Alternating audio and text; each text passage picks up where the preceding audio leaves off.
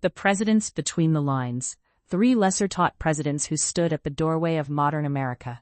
Some presidents enter history like thunder. Washington arrives with the Revolution. Lincoln walks in with the Civil War. Roosevelt comes roaring through the 20th century with confidence, crisis, and command. But there are other presidents who enter more quietly. They stand in the hallway between famous eras. They inherit problems they did not create, make decisions few remember, and leave behind consequences that shape the country long after their names have faded from the classroom wall. This is the story of three of them: Rutherford B. Hayes, Chester A. Arthur, and Benjamin Harrison. They were not perfect men. None of them should be turned into marble saints. But each stood at a turning point in American life, when the United States was trying to answer a difficult question: what kind of country would it become after the Civil War? Rutherford B. Hayes, the president at the end of Reconstruction. Rutherford B. Hayes entered the White House under a cloud. The election of 1876 was one of the most bitterly disputed presidential elections in American history. Hayes, a Republican from Ohio, became president only after contested electoral votes were resolved in his favor. His presidency began not with celebration, but with suspicion. The nation had survived the Civil War, but it had not healed from it. Hayes walked into power at the end of Reconstruction, the period when the federal government attempted to rebuild the South and protect the rights of formerly enslaved people. He supported black voting rights in principle, but after federal troops were removed from Louisiana and South Carolina, Republican governments collapsed in much of the South, and white Democrats regained political control. Black citizens were then increasingly pushed out of political life through intimidation, violence, poll taxes, and literacy tests. That is the hard truth of Hayes. He wanted reconciliation. He wanted the country to move forward. But reconciliation without protection can become surrender. Imagine him standing in the White House at night, reading reports from the South by lamplight. One side tells him the war must finally be over. Another side tells him that freedom without enforcement is only a promise written on paper. Hayes believed he could restore national unity while still respecting civil rights. History showed how fragile that hope was. Yet Hayes was not only the president who watched Reconstruction end. He also became an early reformer against political corruption. At the time, federal jobs were often handed out through the spoils system, where political loyalty mattered more than skill. Hayes pushed for civil service reform and issued an executive order in 1877 limiting political activity by federal employees. His presidency asks an uncomfortable question: can a leader be honorable and still fail the people who most need protection? Hayes reminds us that good intentions are not enough.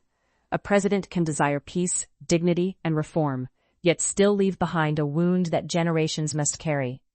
Chester A. Arthur, the machine politician who surprised the nation. Chester A. Arthur did not arrive in American memory as a reformer. He came from New York machine politics, a world of favors, appointments, party loyalty, and patronage.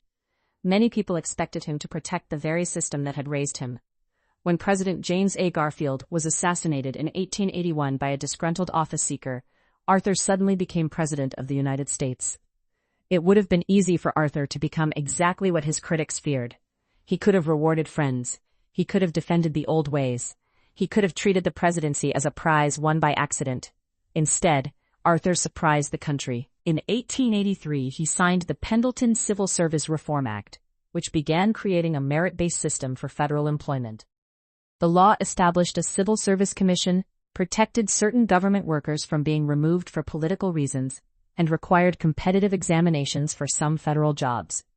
That may sound dry on paper, but it was a major shift in American government.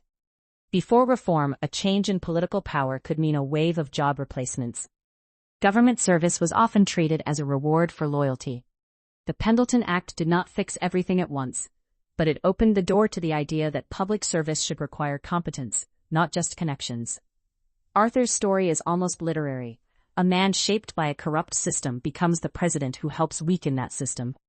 Imagine him alone in the executive mansion, aware that people doubted him, aware that reformers mistrusted him, aware that his own past followed him like a shadow. Then imagine him signing a law that his younger political self might have resisted. That is what makes Arthur interesting. He is not remembered because he conquered a battlefield or delivered a legendary speech. He is remembered, by those who remember him at all, because he changed when history demanded it.